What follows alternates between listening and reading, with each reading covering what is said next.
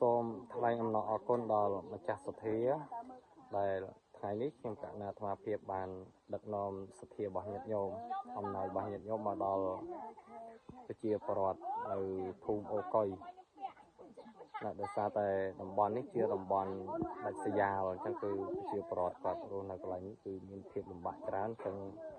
ឥឡូវនេះបានដឹកនាំអំណោយហ្នឹងមកដល់កន្លែងញាតិញោមហើយក៏សូមថ្លែងអំណរអគុណដល់ម្ចាស់ជំនួយទាំងអស់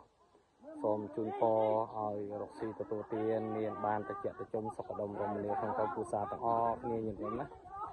អរគុណណាស់ហើយនេះញាតិញោមក៏ត្រេកអរមែនតើត្រេកអរញាតិញោមត្រេកអរទេបានត្រេកនេះជា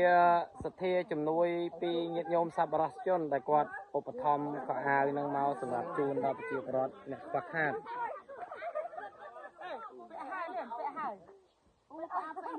អូ